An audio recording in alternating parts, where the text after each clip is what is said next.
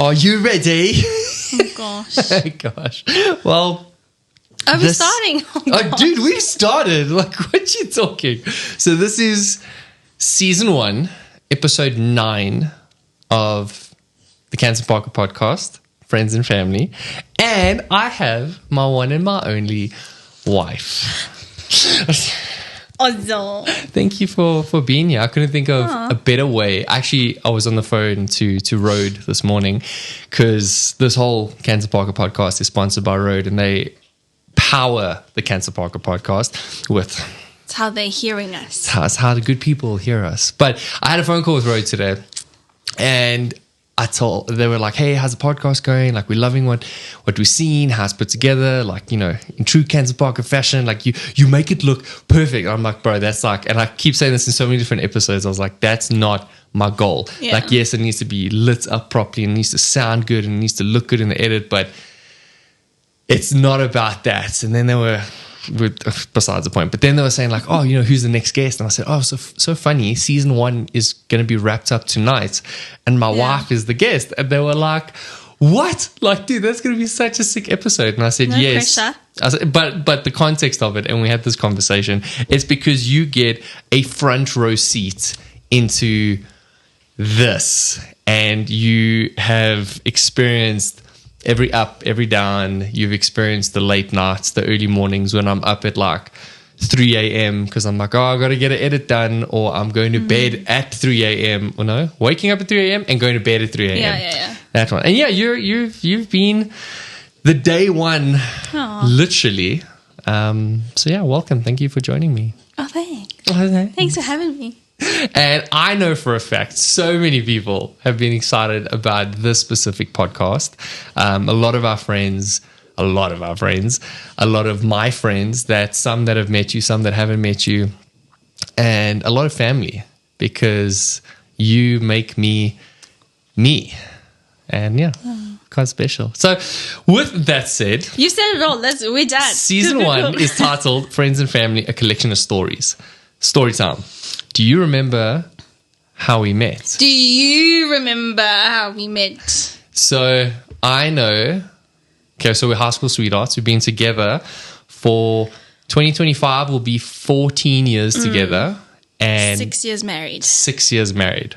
That's a long ass time. Yes. And a beautiful time as well. I think you are first and foremost, I always say this to you, and I've said it to like 1 or 2 people, but like you're first and foremost my best friend and then my wife. Yeah. Because for me, I would much rather want to have a laugh with you before I have a cuddle with you, if that makes sense.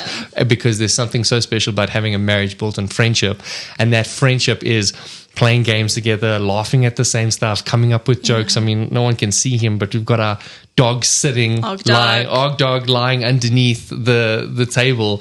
And it's like, we love him the same. It's not like I'm more of a dog person or you're more of a dog person, but we're both dog people in the same kind of way. And so anyway, all that to say, you've told me many times, Canton, you go on such a tangent when you do your podcast. No, you're just the extrovert of the relationship, and I'm the introvert. I'm very much an introvert. You give context, I just give I'm summary. I'm an extroverted introvert. I'm an introverted introvert. Like, there's lots of silence. Normally the women speak, but not this way. So you give context. So you speak. I never give context. No, you never give context. I actually hate it. But you speak, and then if people need details, if and when, you will give it to them. Me, I'll give you more than absolutely necessary, and then I'll eventually get to the point. Yeah. But it's fun. You married a good one. I did. I'm going to have a sip of my green tea. You've actually always loved green tea. You used to have that little blue sippy, not a sippy cup, it's like a takeaway tumbler. We had so many friends that called it a sippy cup. And you would put like 2 or 3 bags in there and then just refill it and have green tea. Because green tea is amazing. Bars. But anyway, so how we met. So we're high school sweethearts. You were... Can everybody just take a moment to realize how I just flipped the podcast question on the podcaster? But yes, as you were. Thank you for that. So yes, we met when you were 14, I was 16. You started grade 8, I was in grade 10. I had a huge crush on you because, like grade 8s, well, you know the story, but when grade 8s come to high school, it's their initiation day. What? So awkward. And like you walk through like the matrics and the grade 11s and, no, hold on, at the time there weren't matrics. But anyway, so you like the grade 8s, it was their initiation day, and I was there, this grade 10, and I'm like, right, I'm going to pick on you. And I was like, oh, cool. And then I saw you and I was like, wow. She's really pretty. I mean, as a 16-year-old, I'd say, wow, she's very hot. And you're still hot today. Oh. But anyway, so I saw her and I thought, wow, you're very pretty. And like, I want to know who she is, what's her name, like what. And then you always had like a boyfriend. So you had a boyfriend. I was like, oh, you know what? I'm going to back off. And then you guys broke up. That makes you sound so intense. It's just you're pretty, bruh. High demand. So you had a boyfriend, and I was like, okay, cool. I wanna eventually speak to her. So like, we chatted here and there in between. Then you and this guy broke up, and I was like, I'm gonna make my move, but I don't want to rush it. So like, let me wait. And I think it was like 3-4 months later, you got another boyfriend. I was like, not a chance, bro. Like, come on. Then, granted, there was a time I was like, hey, I probably said it very quietly. Probably introverts. Yeah, but then we were outside Mrs. Rawls' class, I remember, and it was just passing in the passage, and I said, hey, and he didn't even greet me, and I was like, probably so soft. Rejection. Yeah. So anyway, so then you got another boyfriend, and I was like, damn it, man. And then eventually you also broke up. And then I thought, screw that. I'm going to come up to you. I'm going to tell you exactly how I feel. But I'm going to say, I don't want to jump into it just yet. I want to wait. But you did say that. But can you just chill? Whoa. Like, whoa. And then you were like, cool. And remember, I think it was like a school play. It was house plays. And we were outside by the main entrance, whatever. And then, and then you walked me to my mom's car. Yes. Your mother still loves me to this day. She does. Thanks, Jojo. But then we started dating. And then, 14 years later.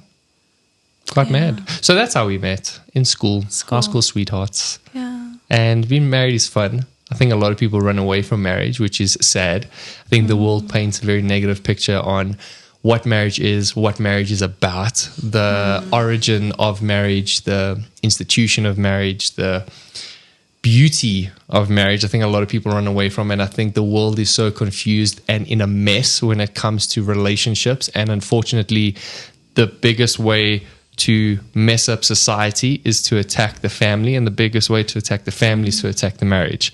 And if people can just get their heads screwed on properly and know that marriage is quote unquote not about you, it's about the person in front of you. And my marriage is only successful depending on how sacrificial and willing I am to put you first, and your marriage is only as successful on how sacrificial and willing you are to put me first. And it's this dichotomy and paradigm of this interchange between a man and a woman coming together to say, cool, let's do it. And I think it's been very special. It's been a lot of fun. It's been hard, as any worthwhile thing in life is. It's supposed to be hard. If it wasn't, I don't think you're doing it right. And so that's a cool TED Talk. Yeah, and I don't think we will ever arrive at a point where we're like, this marriage thing, we've got it down. No. I think we learn every single day. But one thing you've always been really good at, even since we were dating, is one thing you've really been good at. That's your dad's nervous cough. One thing you've always been good at since we've been dating is we talk about things that are bothering us. We don't let it slide. And apologizing first. So it's like, let's just chat. Let's just see where you're at, where I'm at, what's bothering you. I think just that open communication just keeps things simpler. Even to the degree where literally, as I was setting up for this podcast, that you still looked at me and you were like we were just quiet. I was busy making the tea. Everything was kind of getting set up, and you still said, "Are you okay?" And I was just like, yeah, I'm okay. I just feel heavy. And you were like, oh, why do you feel heavy? And I just very openly said, I just feel like I'm anxious. I feel like there's a lot going on in my mind. I'm hella busy with work, like as in my actual job that I have, but then like work from the content creator sphere. And there's a lot of exciting things coming up and a lot of things that are moving and happening. And it's super, super amazing. Like I would have never have dreamed and thought of me being in this situation, but it does come with baggage and it does come with nerves and like, will it work out? Will it not work out? Am I doing the right thing? Am I not doing the right thing? You know, and then in between that, there's juggling relationships with friends and still making time for people, still making time for you and me. It's like, oh, hey, let's take this flat-faced croissant underneath us for a walk and just like get away. Hey, let's go on holiday. And like, there's a lot on my mind, so that in that moment, it's just like, okay, like let's go. And I don't have to do this. I don't. But you know, probably more than anyone, I love doing this stuff. Like content for me is fun. And if you're the only person that gets to watch my gaming reviews or watch my gaming highlights or see the things that I design, photograph, edit, or whatever, you know, the gear that I'm buying, I'm like, hey babe, check this camera, I check this lens that's like a flipping kidney and a half. Like I want this lens, and like, oh, will Canton want to do stuff with me? Canton, Shannon. It's just a match made in heaven. Canton and Shannon is Canon. And anyway, it's a cheeky plug. But all that to say, it's like, if you're the only person that sees and likes my content and goes, babe, that was so cool, then I feel like I've kind of made it in this whole grand scheme of content. You know, I don't want to ever deceive myself in thinking it's for other people. And like, I like it when people like my stuff. Who doesn't want that affirmation? Yeah. But at the same time, I don't want to be deceived in thinking it's about that. Like this right now is for me what it's about. It's, oh, hey, my wife gets a front row seat in everything. A lot of people don't know, and I'm going to let you speak in a few. I'm doing this. A lot of people don't know you're actually part of my crew. Yes, I need a crew tee. You do, actually. All black, white text. You need a Canton Parker media crew or whatever, because you help me set up the gear and the setup and lighting. I'm better at setting down. Yes. Because I can unplug and disassemble. Og's also very good at doing that. He once knocked over a light stand and almost broke a light. So he's very good at setting down as well. Dog. But, so you help me with my teleprompter a lot. I do. It's painful. I don't know how people do it, but you got to stand, which helps, yeah. Because, I found on that teleprompter note, like, I don't want to focus on what I need to say. I want to focus on how I need to say it. So my delivery needs to be far more important than my content and the words that I want to say. Because there's nothing worse than going, and you know, I hate ums and ahs. Like, me, oh, even when I send you a voice note and I'm like, oh gosh. I hate it. I hate it so much when people send voice notes and like, so... Like, so... WhatsApp 2 times speed. Yeah, if there was a times 8, I would put it on. Like, bro, get to the point. Anyway, so, yes, thank you for being part of the journey and thank you for being patient and my biggest cheerleader and my biggest critic at the same time. Hey, I feel like could have done that better. Hey, you know, that wasn't... It was cool, but it wasn't your greatest. So, yeah. I love cheering you on. I think you're really good at what you do. And that's all everybody. Unbiased opinion, yeah, he's really good. Biased opinion, he's really good. You are really good at what you do. And that's the thing. You're passionate about it. So you don't mind setting up all this gear at 9 o'clock at night. And I'm like, babe, all I want to do is go to bed. But we'll do this. Why do you think you continue with the thing of me just doing content? Because again, as you just said, it's like, I'm up late at night and like you want to go to bed and I want to make content, but you enjoy, babe, love you, see when you come to bed. And it's like that's very rare in the grand scheme of everything. So sometimes when I do help you, it's more graft for me, but it's fun for you. And that's what being a supportive spouse is about. It's supporting you, and I don't get it, but I love it for you, and it brings you joy, and when you're happy, I'm happy. So, yeah, I think that's why. That's very sweet. When you've learned to do it without me sometimes, which is both good and sad. Yeah, I feel like the reason why I want to do it without you is because I don't want to make it come across like it's a burden. Yeah. And in and of itself, as much as it's not really, because you want to be part of it, but you also want to. Well, for me, I want you to go do your thing. Go, you want want to watch a movie, want to read a book, like do whatever. Like don't stress about the headache I've got in front of me right now, needing to do all this content, and you kind of having a long ass day from work, being in the office from 8 o'clock in the morning to 5 o'clock in the afternoon, and now you got to come home and you have to deal with quote unquote more work, because it's work at the end of the day. But yeah, so I want to be sensitive and aware in the moment to know that it's not your cup of tea, it's my cup of tea. But thank you so much for being the honey in it, kind of thing. You know what I mean? Well, I'm here for you. I support you. Oh, thanks. And the days that I can help and I have the capacity, I'm here for you. I'll help you set up. So you come from a very, very family-orientated family. And I don't really. Not that my family, and I can already see my mother like sending me a WhatsApp as she's listening to this, but like my family wasn't very, I don't want to say together, because we were together, but we were also like on our own mission. Like my brothers did their thing, my sisters did their thing, my mom did her thing, my dad did his thing, and I did my thing. I mean, there were some nights we did dinners, like oh, okay, cool, dinner's ready, come dish up, and you dish up, and I'd go to my room, I'd play games, I'd work. My dad would do his own thing. Like, we didn't really have the most, I don't want to say tight-knit family, but we didn't have the most tight-knit family. Like, everyone did their own thing.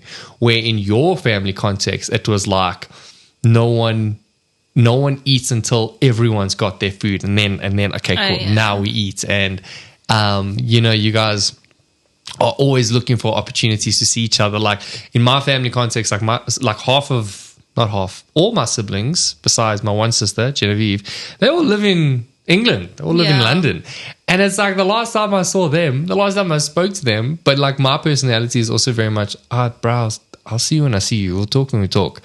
Where like your family is like, I haven't heard from you. It's not that dramatic. 20 minutes, I don't know what to do. And it's, but that's a beautiful thing. Like, I don't understand it, because I'm like, bro, like you'll see them, relax.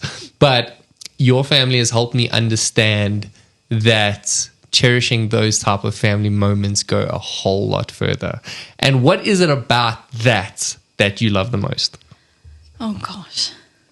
When you read a question in a test, and you're like, I'm going to come back to this one. It's a bit confusing. Yeah. I don't know. I think it's just how, like you said, how I've been raised. We were always together. And then it's dinner around the table. Then everyone speaks about the day. Best and worst, chat about your day.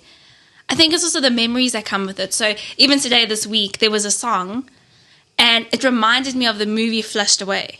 Have you seen it? Yeah, I have, only because of you. Yes. But now my sister and I always used to watch that movie. So for me, it's not just a song in a movie, or it's not just an animation. It's a movie my sister and I bonded over. And so it's just building this like plethora. I know, it's a huge word.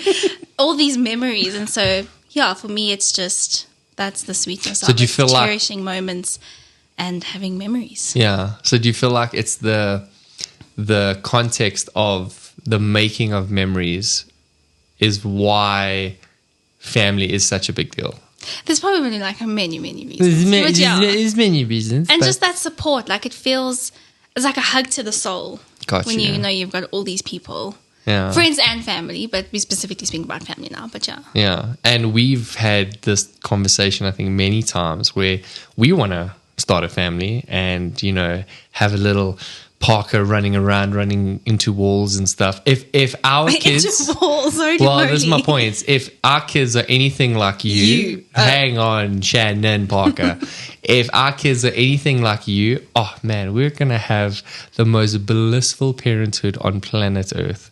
If our kids are anything like me, that's like, I was a handful. Like, my mom's been on this podcast and she gave like 1 or 2 stories. She didn't give all the stories because I think if she did, there'd probably be a warrant out for my arrest. Oh, gosh. But like, yeah, and we want to eventually have kids and start a family. And we've had this conversation openly where we look at the world today and we're like, yeah, right, do we really, really want to have kids? Because it's like, and not that, like, we will have kids because at the end of the day, God is good and He's faithful. And at the end of the day, our kids might be the catalyst to bring a lot of change and a lot of hope and healing and purpose and direction and value into people's lives. Not in and of itself the kid being those things, but sparking certain conversations and being found in certain rooms that they will be so unqualified for, but having the right thing to say at the right time with the right people to bring the right change. Like, oh man, why would I want to rob that from you, from me, but from, kid 1 and kid 2? Well, we won't say their names. I was going to say, I'm just sussing it out. No. We do have our kids' names, but we're not yet. My wife is not pregnant. Calm down. But thanks for the comment section. So I'll have a question for you. That's obviously part of your answer, I suppose. But why would you want to have kids? Because somebody asked us, one of our really, really, really good friends, Nadia. Really. She asked me about like why we want to have kids. And it was such a good, thought-provoking question. I was like, wow, yeah, actually. So why would you say that you wanted to have kids? Free slave labor. Yes. No. I think I look at growing up, this is just me personally, everyone's got a story of their own to tell, so I don't want to take away from what they would or would not have experienced with what I'm about to say, so I'm very well aware of that. But I look at how I was with my mom and my dad, and more specifically me being a man and me looking at my dad, and like my dad, I've always said to him like, hey, you're my hero. And like, it's probably more for me to hype him up, but it's also to remind myself like, dude, you only really are here because your dad, 1, wanted to have you, and 2, you didn't kick your head off halfway through your life. Your champion. My champion. That's what I always say. So, oh, dad, you're my champion. That's what I say. Oh, thanks for correcting me. But yeah, because when I was growing up, like I didn't have it all together, but my dad allowed me to take all those pieces and put it together. And at the moments where I stuffed up royally, my dad wouldn't scream, he wouldn't shout. There were times he did that, but the ones where I really messed up, like I can even look back at certain moments where I was like, right, this is it. Those moments were the most gentle parenting my dad ever did with me. And you'd like sit down, you'd be like, cool, come, let's chat about it. Like, what's up? And sometimes you'd whip out the Bible and you'd be like, cool, I'm not going to tell you what to do, but here's certain scriptures you can look at. Here's some references. Here's what they mean. And just read the Bible from face value and think you can figure it all out by yourself. Like there's context to this. There's history to this. It's not about you. It's not for you, but man, you have it in your hands. So now do something with it. And I look at that now being 30 years old and I'm the youngest. Like I've got 5 older siblings. 5. Your older sibling is the same age as my dad. My eldest brother is the same age as your father. Yeah. Like that. Like the context of that is mental. My dad is older than my grandparents. Is old. I think my dad's either older than your grandparents or they're the same age. Yeah, something. One like of the two, but it's very close. And like that's mental. And I look at how my dad was with me, and I think to myself like, I want that because I know that a lot of the people I've had in my life, both working in the context of being a leader in young people's lives and helping them think differently and helping them speak differently and helping them process differently and helping them to some degree act differently. And having that quote unquote big brother in your corner is a beautiful thing. But like my brother's also very like inspired me a lot when I was growing up. But my dad was the one that made me headstrong. And it's so funny, you know this, like when there's certain situations in my life that happens, I'll like you always say I got the spirit of Ron Parker. I've got the spirit of Ron Parker on me because like we don't back down from a fight. And if I'm not going to be the first one to swing, but best you believe I'll be the last kind of thing. And my dad, I would presume with my brothers, like obviously I'm much younger than them, but with all of us, my dad taught us to be headstrong, to be disciplined, to take it on the chin, be responsible, be held accountable, don't be a dick, but don't. I'm trying to find words that will make sense because I know what I mean. But like I know there's an audience that will be listening to this and maybe didn't have a father that did that, maybe did have a father that did that, or maybe anything else in between. And my dad just really taught us to. It's a long answer, but my dad really taught us to just take life seriously, but not too seriously. And with all that said, the reason why I would want a kid is because I feel like I have something to contribute to that next generation and that next legacy. And I think it'll be so cool to, take kid one to the soccer games and, football games. Apologies. No, you South African. Soccer? No, it's Soccer? football. It's football. So, take him to football games. And, I did karate as a kid. So it's like, cool, do karate. But like for me, and like, here's a true story. I think you know the story. But like I did karate as a kid. And I think I was 4 or 5 or 6, but I think 5. And I was really, really good in my class, like really good, to the degree where the sensei would bring me up to demonstrate to all the older kids how to perform certain moves and do certain disciplines. And I was really, really, really good. But I got bullied at this karate institution and no one did anything about it. And at the time, I was like, I don't want to go back. But I know at the time, my dad was very, very busy in life in general and work and everything, much how I am now at this age. And I know now, at that time, if my dad was more involved in that one specific, and he was very involved in my life, not to say that he wasn't, but if in that one circumstance and in that moment, my dad was a little bit more involved in that one, I know for a fact I would have seen it through. And I would be the person where if I take said kid to karate classes and he got bullied, I'd be like, right, here's what you're going to do. You're going to hit them really hard in the face. And a lot of people might be listening to this going, worst parenting advice ever. I'm like, is it really? Because in life, you're going to get hit. And what must you say? Oh, I didn't really like that. I'm going to go other. No, dude. You look at it dead in the face and you swing hard to the degree where that kid doesn't get back up. Yeah, they will. I'm not trying to say kill the kid. But what I'm trying to say, like for you, that's why you're the mom. You'll teach them a different form of parenting. Where I want to say, in life, you're going to have physical as well as metaphorical hits. You can't back down. You're not allowed to back down because this is not a fight that we give up in. And I think that for me is what my form of parenting would want to be. And I want to do that. I look forward to doing that because in a generation, our generation and now younger generations, so many people are confused. I mean, I'm not going to touch on things just yet because I'm going to get cancelled one day. It's just not today. But there's a lot of things that need to be addressed head on. Going to the quote unquote bully and say, bro, what you're doing is wrong. And you know it's wrong. Calm down. But you see, I'm getting passionate. But yeah, it's like I would love, and like we thought of a name for the third kid. You probably don't even remember this. I'm just wanting to have kids left, right, and center now. But there was a third kid, and I still said this name is a neutral name.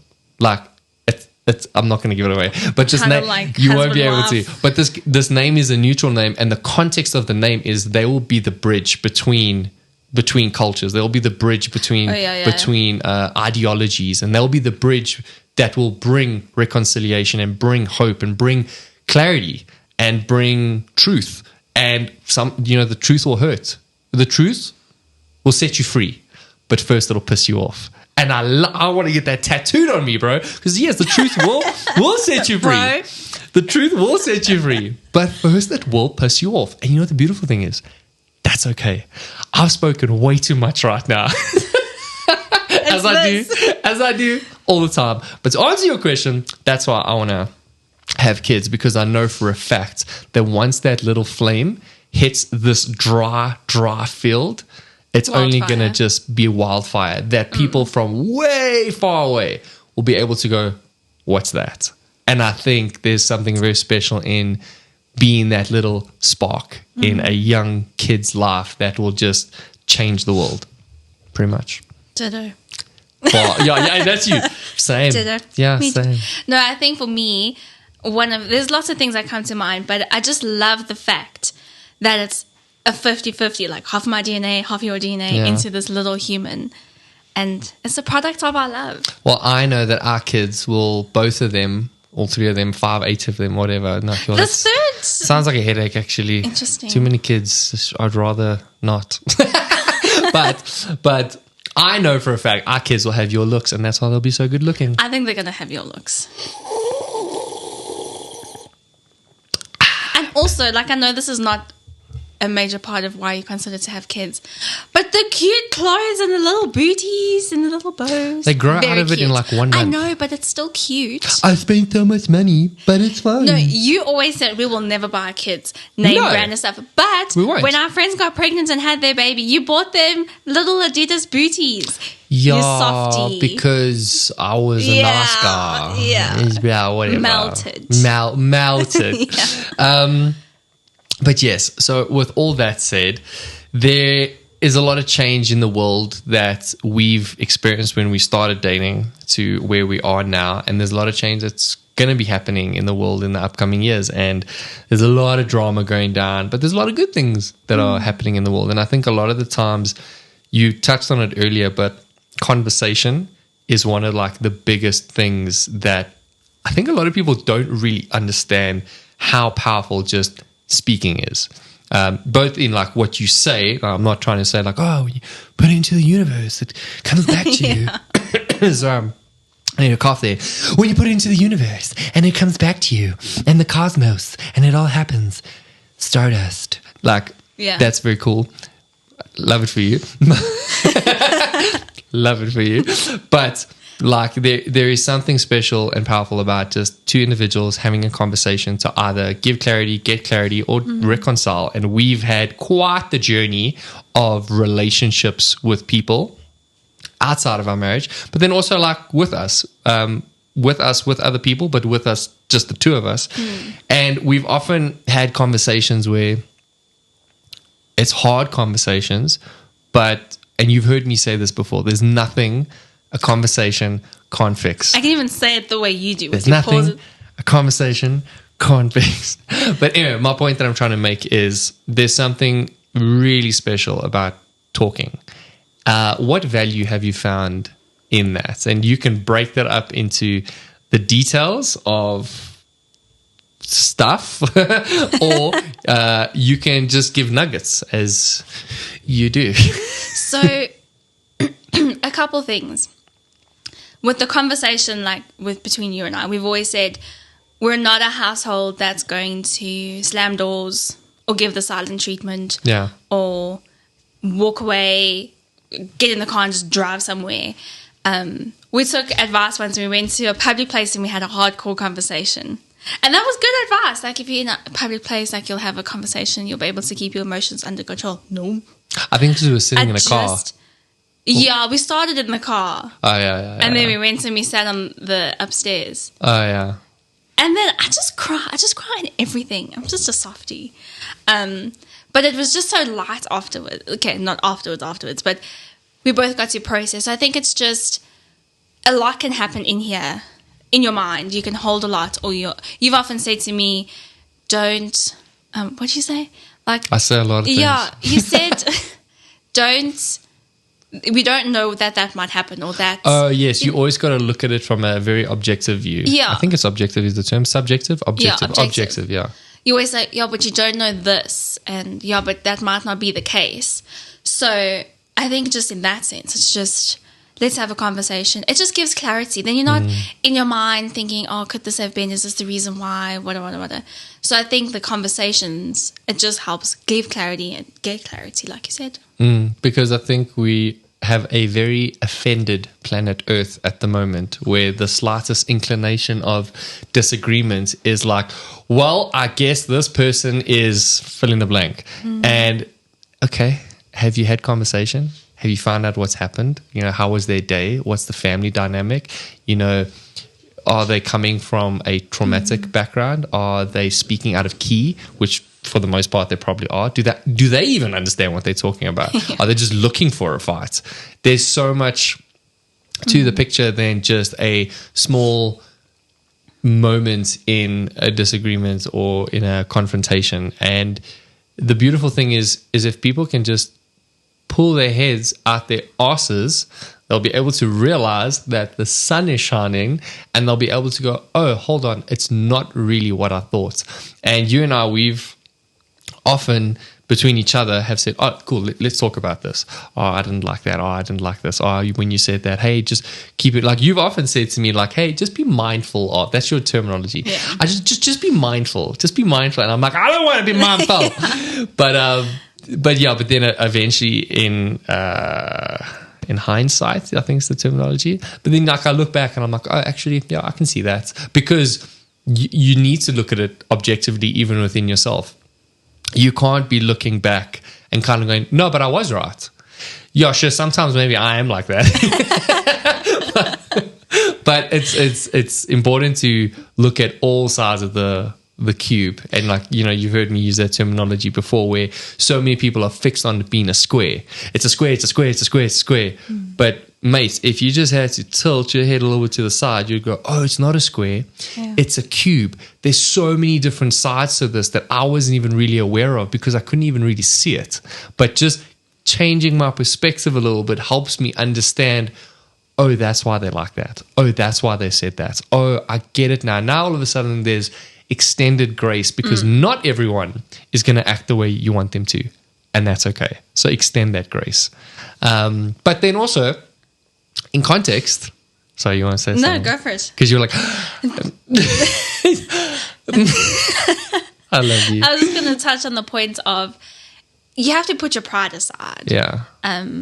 It's help me understand this, or, you said this, what did you mean? That kind of thing. So I think it's also a pride thing and an ego thing.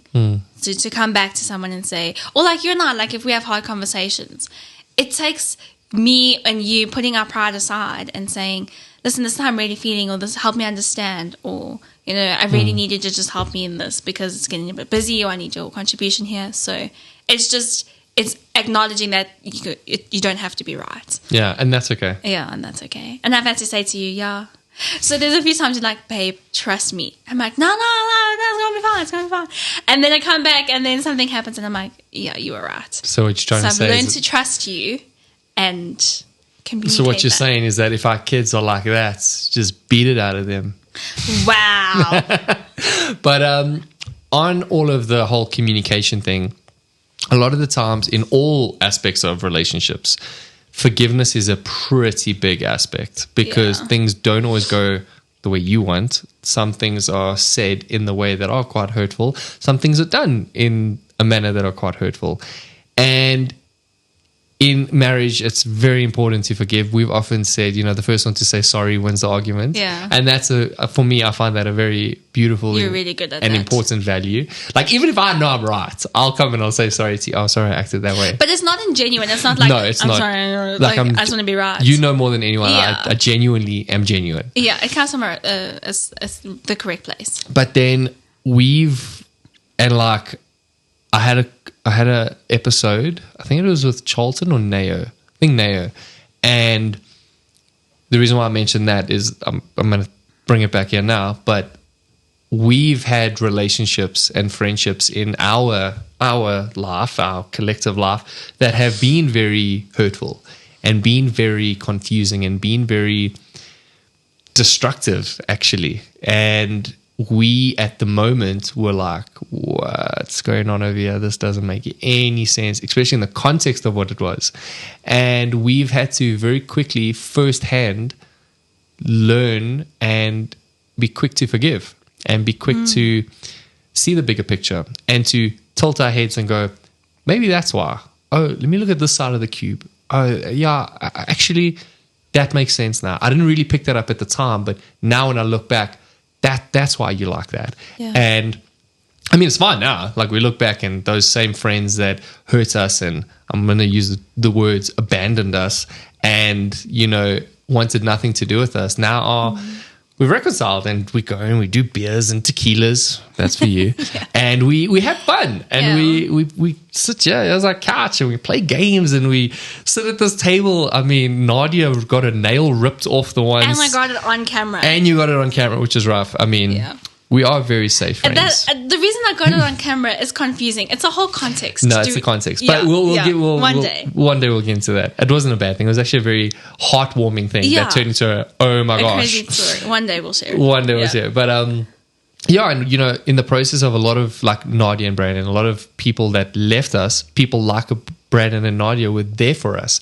And now those people that left us are now back in our lives, whole story short. Yeah, I was going to sound getting confused. Yeah, very, very confused. The pieces, the puzzle. Yes, but like, it's all fine now. But all that said, it still hurts, and we had to forgive and find forgiveness. And we had to kind of release it, quote unquote, within ourselves to get over it. And I don't think it's necessarily something you get over as in like you forget it, because it's in that pain and it's in that confusion and it's in that calamity of life that helps you be a better friend, loves deeper, understands more genuinely. Your conversations have so much depth now, and that's a beautiful thing, but it wouldn't be there without that. But the bridge between the two was forgiving.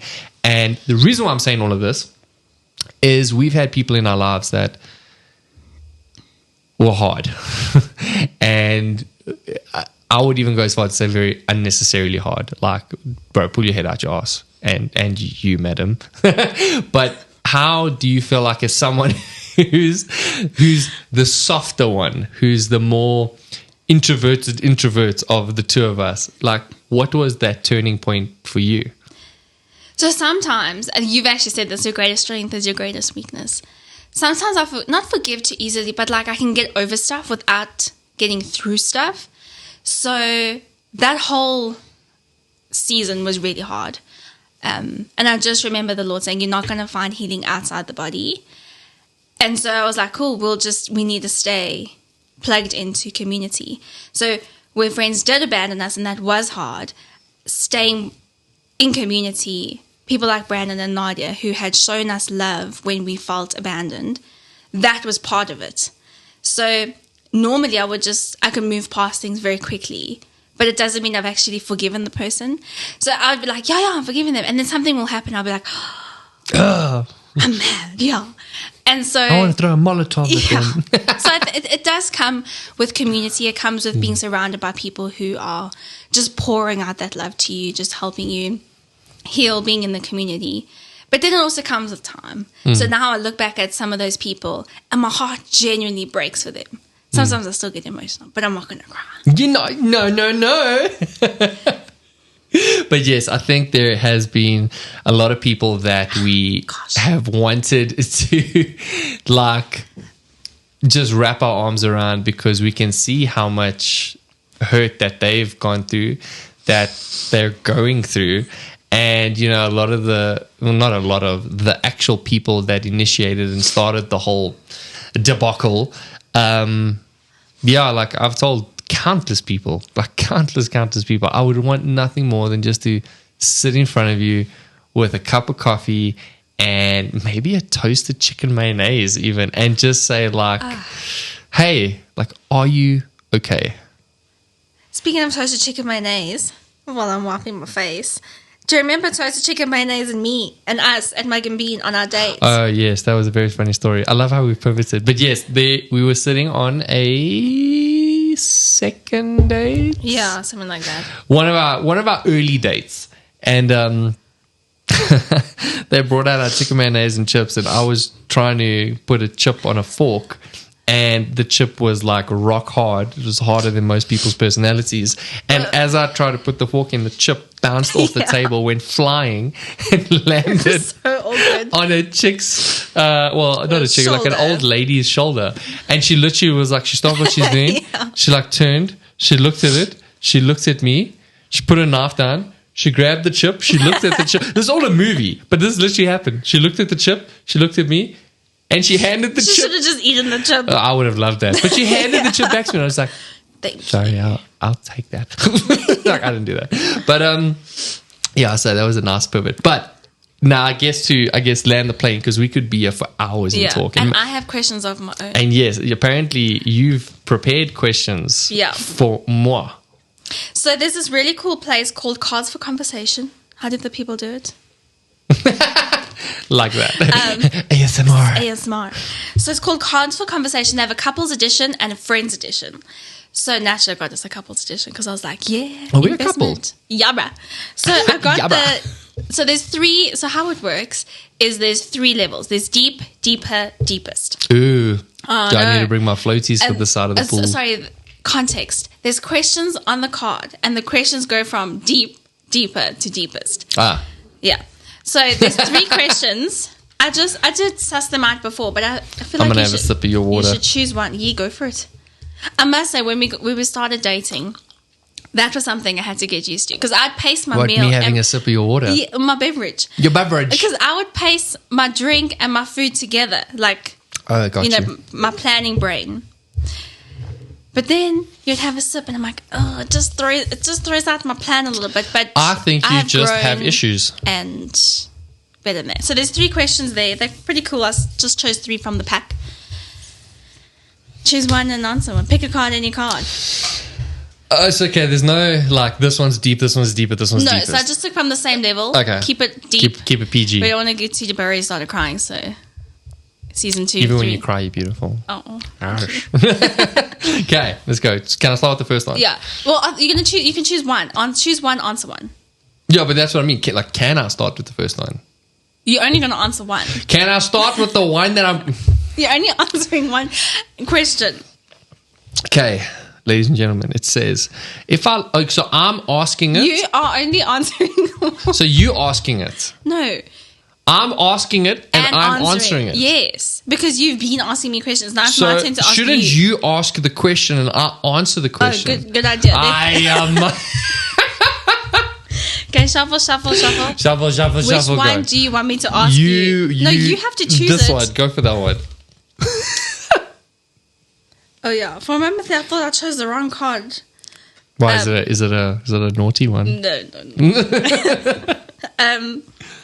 If I lost my memory for some reason, what is the first thing you'll tell me about us?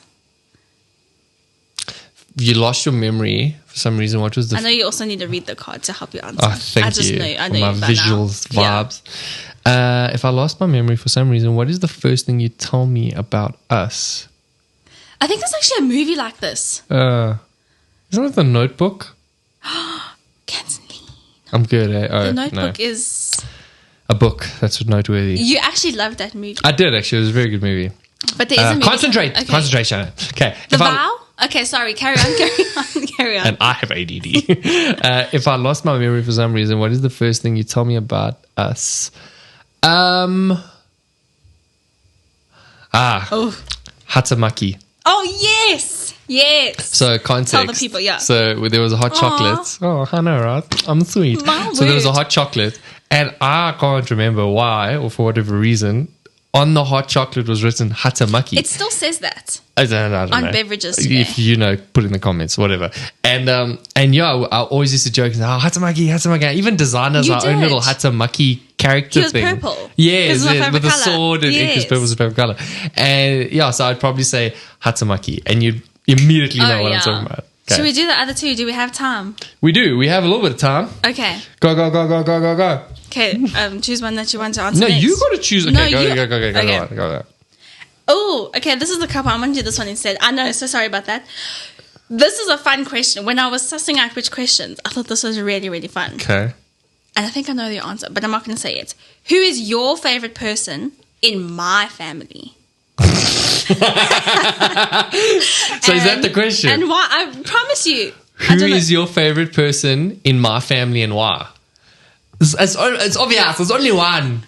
It's Sylvia. Gran. It's Woo! Gran. Who's your favorite grandchild? I thought you said grandson. Yes, I'm the favorite grandchild, period. Don't at me. It is what it is. At family dinner, everybody literally disagrees and says, I'm the favorite Well, grandchild. everybody's wrong, and that is okay. I'm the favorite. Yeah. Next I thought card. that was a really fun question.